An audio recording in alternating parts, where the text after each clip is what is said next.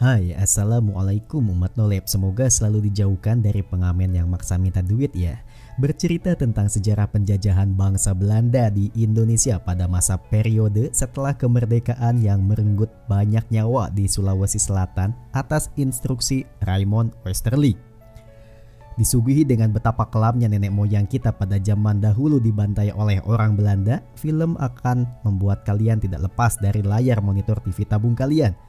Oke, tanpa harus bergulat lagi dengan waktu, tanpa harus ketakutan lagi akan spoiler, kita mulai saja alur ceritanya.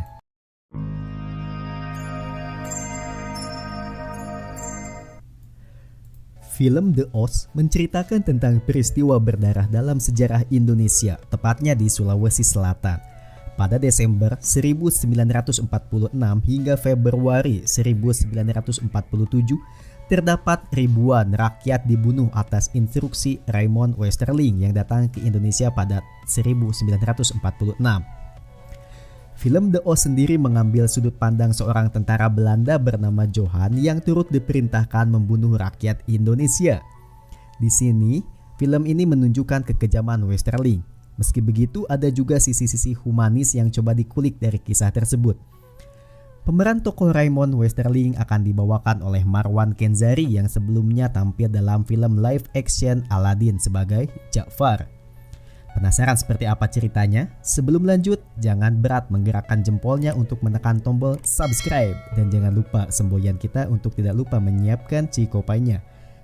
Mantap. Indonesia merdeka! Film dimulai dengan menampilkan Johan the Freed dan para tentara Belanda yang sedang berlayar kembali ke negaranya setelah selesai tugas di Indonesia. Namun setibanya mereka di sana, terlihat para warga datang dan melempari kapal mereka karena tuduhan terhadap Johan sebagai seorang anak dari aktivis Nazi. Dan film pun dimulai. Kembali ke masa lalu, tahun 1946 di mana Johan pertama kali datang ke Indonesia. Rencananya adalah ditempatkan di Semarang untuk menjalankan misi dengan dibekali senapan dan buku pegangan kamus bahasa Indonesia. Dia bertemu dengan seorang teman bernama Matthias dan Werner. Sebelum berangkat, para tentara mendapatkan pengarahan dari Mayor Penders. Dia menyambut kedatangan mereka dan berterima kasih kepada Amerika karena sudah membereskan Jepang, sehingga mereka bisa kembali ke Indonesia. Tetapi akibat kedatangan Jepang ke Indonesia membuat Indonesia kacau, termasuk meracuni Presiden Soekarno, ujarnya.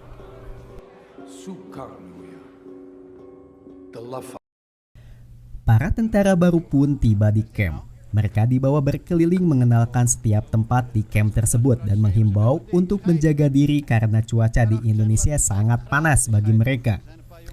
Begitupun mereka dihimbau untuk tidak terlalu dekat dengan pribumi karena siapa tahu pribumi akan menikam dari belakang. Saat memilih tempat tidur, Johan tiba-tiba dilabrak Kopral Kulin karena mengambil tempat tidurnya. Saat ketegangan terjadi, masuklah Kapten Mulder dan mengenalkan camp mereka yang dinamai dengan camp Matjan Liar.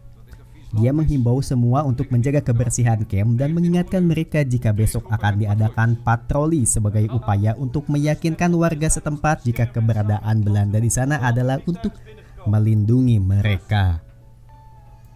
Pagi harinya mereka pun melakukan patroli sambil bercengkrama ria saat Werner membicarakan pengalamannya bersama pelacur yang membuat teman-temannya tertawa. Mereka pun bertemu dengan warga. Johan coba bertanya dengan bahasa Indonesia tentang keberadaan teroris. Namun kebanyakan warga mengatakan jika mereka tidak melihat. Keberadaan tentara Belanda tentu menjadi pusat perhatian bagi warga lokal yang pada saat itu mereka singgah di salah satu tempat penduduk sambil meminum kelapa muda. Segarnya. Mereka pun berhasil sampai di salah satu camp Belanda yang menjaga lahan pertanian. Saat asik beristirahat, mereka dikagetkan dengan suara tembakan dari luar. Ternyata seekor monyet yang mencuri. Pagi hari, mereka didatangi oleh seorang bocah yang kemarin mereka temui di rumah penduduk. Bocah tersebut memberitahukan jika teroris telah mendatangi desa mereka. Saat didatangi, ternyata benar saja. Melihat hal yang telah terjadi, Johan pun langsung muntah-muntah.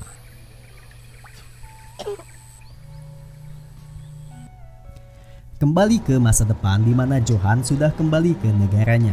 Johan pulang ke rumah dan bertemu dengan ibunya. Ibunya sudah mengetahui jika warga tidak menginginkan keberadaan mereka di sana karena ayah dari Johan adalah seorang anggota Nazi cabang Belanda.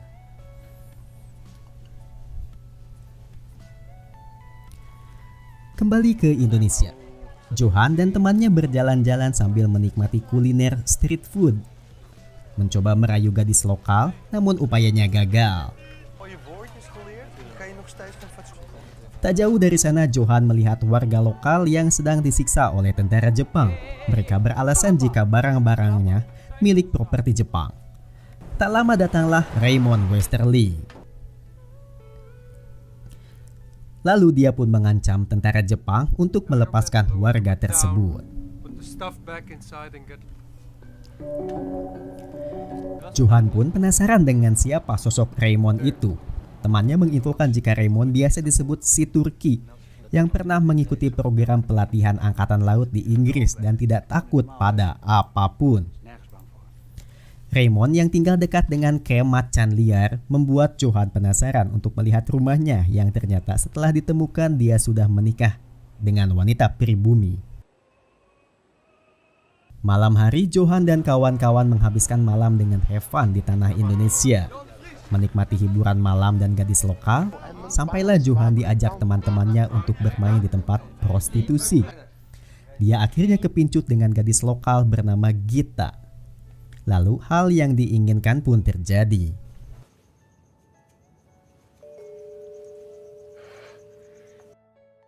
Keesokannya, Johan dan kawan-kawan mendapat mandat untuk patroli selama 3 hari dengan melewati daerah yang dinamakan Kelewang Sawah. Sepanjang perjalanan, mereka bertemu dengan warga lokal dan menanyai mereka terkait keberadaan pemberontak. Namun nyatanya tidak satupun yang melihat, bahkan sudah selama 3 bulan mereka belum bertemu dengan pemberontak. Selagi patroli, sampailah mereka di pinggir sungai dan berniat untuk menyeberanginya. Ketika sudah sampai di tengah sungai, tiba-tiba tembakan melesat ke perut Werner yang membuatnya terkapar. Pasukan pun waspada mencoba mencari siapa penembaknya, namun lebatnya hutan membuat mereka susah menemukan si penembak Werner. Sempat coba untuk diobati, namun nyawanya tak terselamatkan.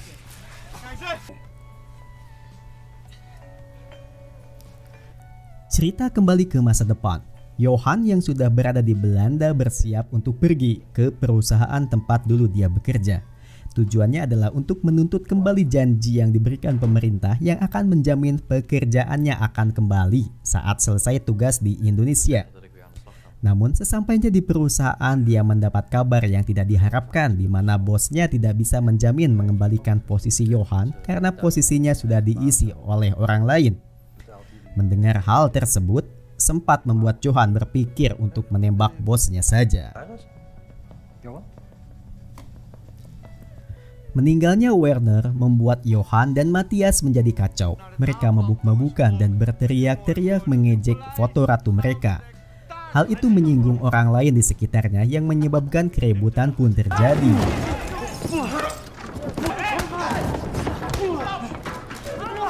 Untuk melampiaskan nafsunya, Johan mencari Gita dan memaksanya untuk melakukan meskipun saat itu Gita sedang melayani pelanggan lain.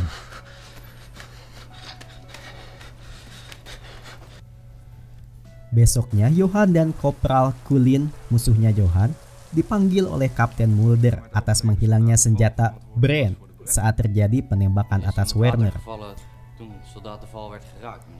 Johan menjelaskan jika senjatanya jatuh ke sungai saat Werner tertembak. Johan pun meminta izin untuk mencarinya, namun langsung ditolak kapten untuk meminimalisir prajuritnya tertembak lagi. Kulin pun semakin kesal kepada Johan karena sudah menggiringnya ke masalah tersebut. Suatu waktu saat sedang bermain bola, tiba-tiba Cam diramaikan dengan berita jika orang yang menembak Werner sudah ditemukan. Namun memang yang menembak Werner adalah warga lokal dengan fisik gondrong kecil, kurus kerontang. Dia beberapa kali dihajar namun keburu dihentikan oleh kapten dan akan mengamankannya terlebih dahulu. Malam hari Raymond datang dan meminta bantuan kepada Johan untuk mengambilkan aki dan kabel. Setelah itu aki dan kabel tersebut dipasangkan di tangan dari si pelaku. Sambil menginterogasi pelaku, Johan bertugas menekan tombol listriknya apabila si pelaku tidak mengaku. Namun meskipun sudah diserum beberapa kali, si pelaku tetap tidak goyah dan mantap mengucap Indonesia merdeka. Merdeka. Indonesia merdeka. Suatu pagi, saat berjaga di pos penjagaan, datang warga lokal yang diperankan Lukman Sardi berniat menyampaikan info penting berkenaan dengan gerombolan pemberontak dari Semarang. Warga tersebut pun dibawa masuk dan mencoba menjelaskan kepada kapten, namun kapten menolak karena wilayah dari gerombolan tersebut terlalu jauh dari wilayah mereka. Akhirnya Johan meminta warga tersebut untuk menunggu 2 jam lagi di luar camp, yang mana niat Johan adalah membawa dia ke rumah Raymond. Tibalah mereka berdua di rumah Raymond. Si warga menjelaskan secara terperinci bagaimana gerombolan tersebut dan siapa ketuanya yang bernama Bakar.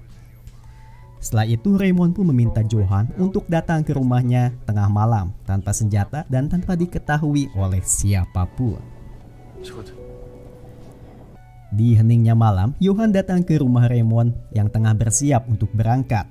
Di sana, dia juga bertemu Samuel, seorang warga lokal yang bekerja untuk Belanda. Di bawah cahaya rembulan, mereka bertiga mengendap ke markas dari pemberontak. Terlihat 2 orang sedang berjaga. Raymond dengan kelihayannya mengendap lalu menyembelih penjaga tersebut. Selanjutnya dia melemparkan bom ke dalam rumah. Saat memeriksa ke dalam, tampak ada 2 orang wanita yang ketakutan. Lalu terojol 1 orang pemberontak yang masuk namun langsung didor oleh Johan. Itu adalah pembunuhan pertama Johan di sepanjang karirnya, yang membuatnya sedikit termenung dan merasa bersalah. Namun Raymond tetap menyemangatinya dan coba menyucikannya kembali di air laut. Akhirnya pistol yang dipakai untuk membunuh tersebut dihadiahkan Raymond untuk Johan sebagai cindera mata. Johan dan Cohen diberi perintah untuk mengantarkan tahanan yang membunuh Werner kembali ke tempatnya. Di perjalanan mereka terheran kenapa pembunuh temannya malah dibebaskan. Saat menyuruh tawanan tersebut pergi, Johan memberi waktu hingga hitungan kelima. Namun baru sampai hitungan ketiga, Johan dengan teganya menembak tawanan tersebut hingga meninggal. Semakin lama, Johan semakin akrab dengan Raymond Westerling. Dari jalan-jalan hingga makan bersama. Dan Raymond pun berbagi cerita tentang pengalamannya di Indonesia. Sampai-sampai warga lokal pun menyebutnya dengan sebutan Ratu Adil. Karena menganggap Raymond sudah membebaskan mereka dari penindasan tentara Jepang. Selepas itu, Johan lalu bertemu dengan Gita, mencoba untuk mengakrabkan diri dengannya. Johan memberikan Gita hadiah sebuah kain yang disita dari orang Jepang. Hal itu membuat Gita senang dan mau ikut jalan-jalan dengan Johan. Johan pun mengantarnya pulang dan memberikan uang sebagai tambahan untuk kehidupan dirinya dan anaknya. Malam hari Johan dibawa Raymond untuk ikut menghadiri pertemuan para petinggi Belanda di Indonesia. Mayor menjelaskan jika Kapten Schepen diserang oleh pemberontak dan saat ini Kapten Schepen sudah dipindah tugaskan. Mayor pun meminta Raymond untuk turun tangan menggantikan Schepen sebagai pemberantas teroris. Mayor menginginkan Raymond untuk benar-benar sadis karena ini adalah aksi sebenarnya. Raymond pun sebetulnya sudah menolak dan lebih suka dengan posisinya saat ini. Namun Mayor terus membujuk Raymond. Menurutnya konflik ini hampir selesai. Dia ingin Raymond memenangkannya untuk Belanda. Akhirnya Raymond pun menerima tawaran tersebut untuk membasmi terorisme di wilayah Celebes yang saat ini kita kenal dengan Sulawesi.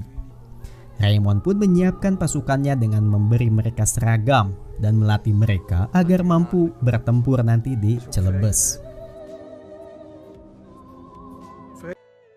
Hari terakhir di Jawa, Raymond meminta Johan untuk menyelesaikan segala urusannya di Jawa, karena mulai besok sore mereka akan berangkat menuju Sulawesi Selatan. Tujuan utama yang dipilih Johan jelas adalah datang ke rumah Gita. Sempat lama pintu dibuka, Johan pun masuk ke dalam rumahnya. Ternyata Johan curiga melihat seseorang di kolong tempat tidur, dan seketika pria tersebut disiksa Johan karena merasa dia dijebak oleh Gita. Gita pun menjelaskan jika pria itu adalah tunangannya. Johan pulang dengan rasa patah hati yang mendalam. Pasukan pun bersiap di pinggir pantai. Datanglah Raymond membawa surat tugas untuk segera membereskan teroris di bagian selatan Pulau Celebes. Mereka pun berangkat menggunakan kapal dan sampai di Sulawesi di waktu subuh. Setelah beristirahat beberapa jam, mereka kembali bergerak dan segera menyerbu ke markas para warga lokal yang dianggap sebagai teroris. Mereka dobrak satu persatu rumah, menggusur orang-orang untuk dikumpulkan, dan rumah mereka dibakar.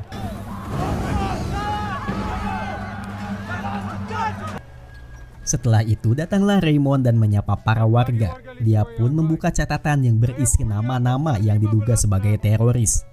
Satu persatu nama dipanggil. Orang yang merasa dipanggil pun merasa ketakutan sambil mengakui jika dia adalah nama yang dipanggil. Tak lama setelah mengaku, jedor ditembak. Begitulah seterusnya nama yang dipanggil dan mengaku akan langsung dijedor di tempat.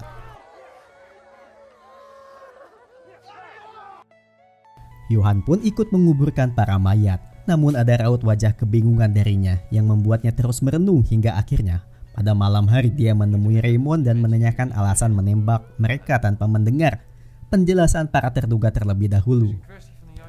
Raymond tidak bergeming, dia menjelaskan jikapun mereka yang ditembak bukan yang bersalah, apa yang sudah dilakukan oleh Belanda sudah benar. Karena itu adalah misi mereka, memberantas orang-orang di Sulawesi Selatan atas dasar terorisme.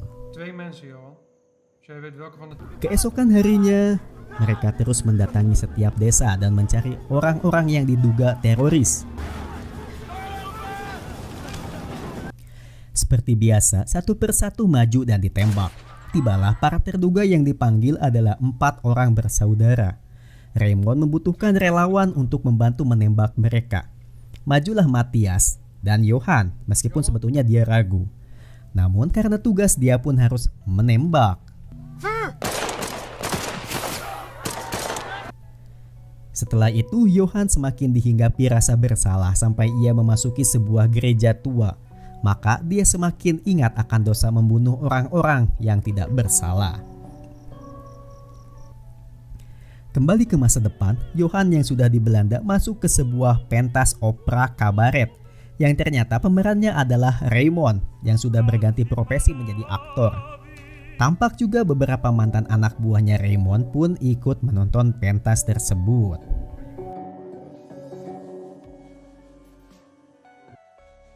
Kembali ke Indonesia, hari-hari Johan terus dihadapkan dengan rasa bersalah.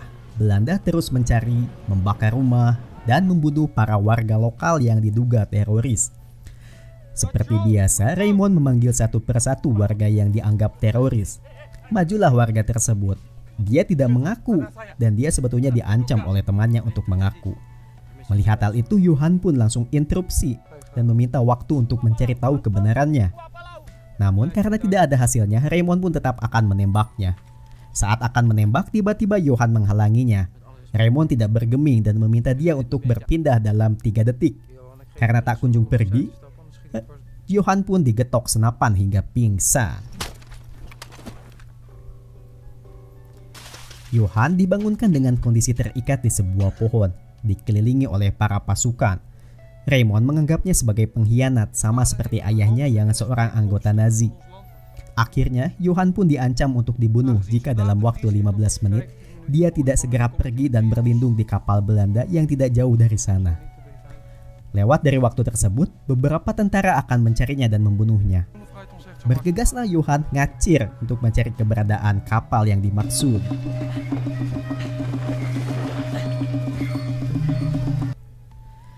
Sejenak Johan beristirahat di dalam hutan, namun ternyata terdengar suara dari mantan rekannya yang sedang mencarinya.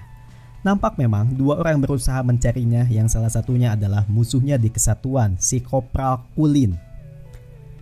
Setelah mengendap-endap mengintai dua orang tersebut, Johan mendengar mereka menyerah mencarinya. Si Kopral Kulin izin untuk pipis sebentar. Nah, saat seperti ini yang dimanfaatkan Johan untuk mendekat dan coba membunuhnya. Setelah berusaha sekuat tenaga karena mendapat perlawanan, akhirnya Johan bisa membunuh Kulin. Begitupun satu orang lainnya berhasil Johan lumpuhkan. Setelah berhasil mendekat ke pesisir pantai, Johan bertemu dengan sahabatnya, Matthias. Namun tak ada lagi rasa persahabatan di sana. Johan meminta pakaian Matthias agar bisa masuk ke kapal. Saat berjalan menuju kapal, dia dikagetkan dengan hadirnya Raymond. Dan Raymond menembak perut Johan hingga Johan terjatuh. Namun tak membuatnya terbunuh karena itu hanyalah sekedar luka sayatan, ujar Raymond. Kembali ke masa depan, Raymond baru selesai mentas. Saat dia memasuki kamar ganti, Johan sudah menunggunya sambil menodongkan pistol. Tak lama, jedor, Johan menembaki Raymond di perutnya, sama seperti apa yang dilakukannya di Indonesia. Tak lama dari sana, Johan pun bunuh diri. Oke, terima kasih sudah menonton film ini. Silakan bisa mendownload film versi fullnya. Jangan lupa untuk like dan share video ini. Terima kasih.